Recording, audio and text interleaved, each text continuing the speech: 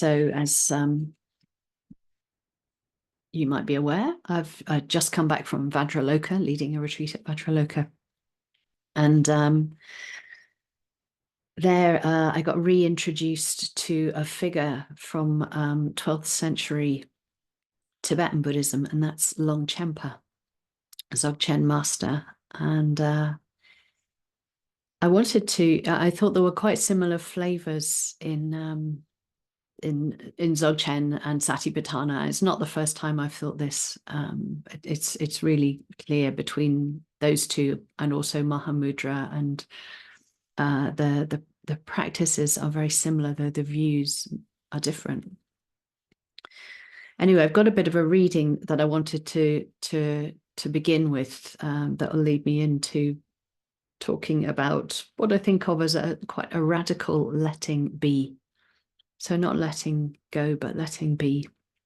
So Longchenpa, he says, awareness with no breadth or depth is not subject to restrictions or extremes.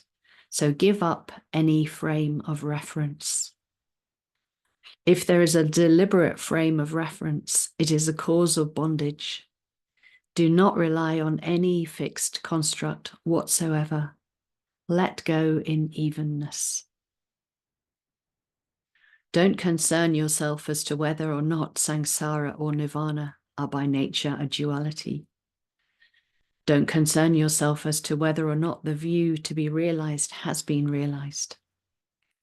Don't concern yourself as to whether or not you have traversed the paths and levels of realization. Don't concern yourself as to whether or not you are free from all obscurations. And it has a couple more. Don't worry, don't be concerned, which I'll miss out for now. But it's the lack of concern, or the lack of sort of worrying, the lack of trying to control in practice that I'm interested in, while also, of course, setting up conditions that are helpful, good conditions for the mind.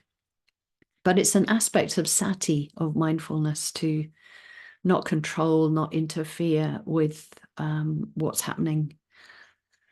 And that can be challenging when something unpleasant is happening, or something difficult is in the mind, when the mind is reacting to what's happening. That is our go-to strategy often, I think, to try and control in some way, to try and not have happening what's actually happening.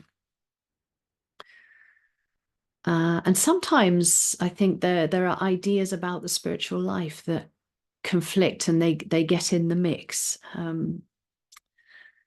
Yeah, especially the idea of, leading the spiritual life, I should be happier. I should be more ethical. I shouldn't have all this unpleasantness going on.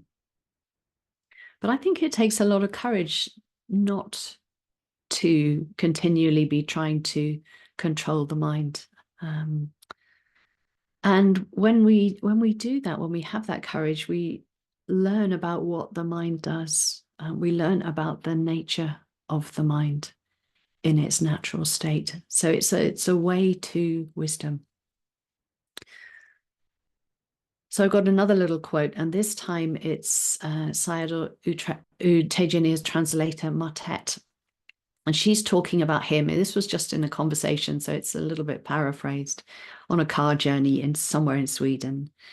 And it's about he doesn't tend to control people or situations. And I think Bhante is actually very similar was similar in certain ways. So anyway, U Tejaniya, she says, he has seen very deeply into the nature of cause and effect, that things happen because of conditions. And because of this, he doesn't try and control. He is interested in the processes of mind and body, as it is, as they are. So she's making an explicit link between not controlling and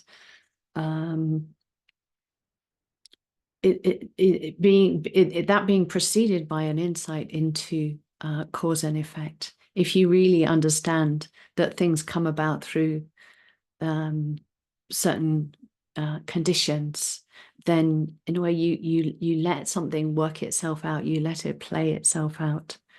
And not obviously not to the extent of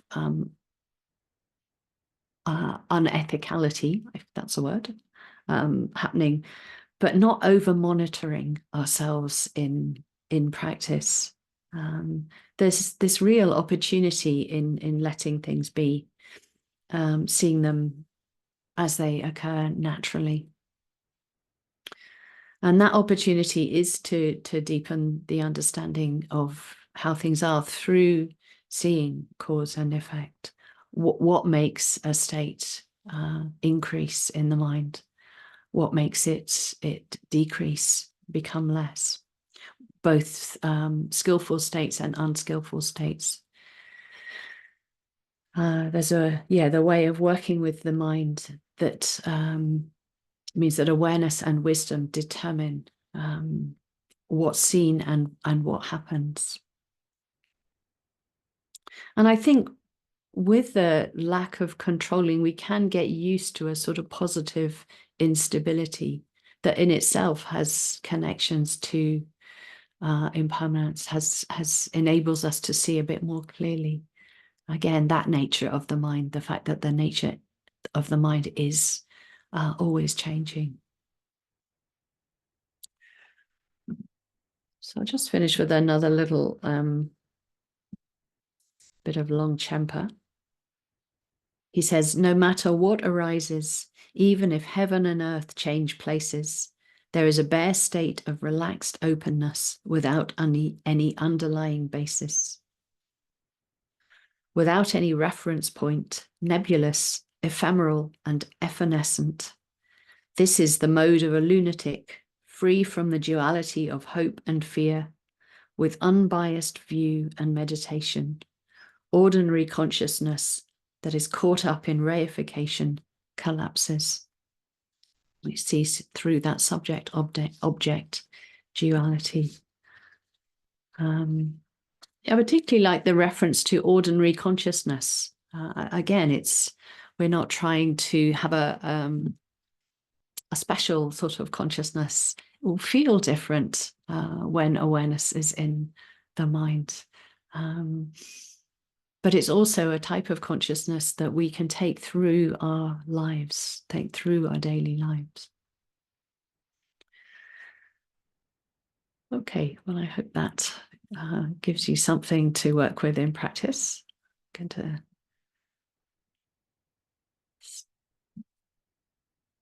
stop the recording.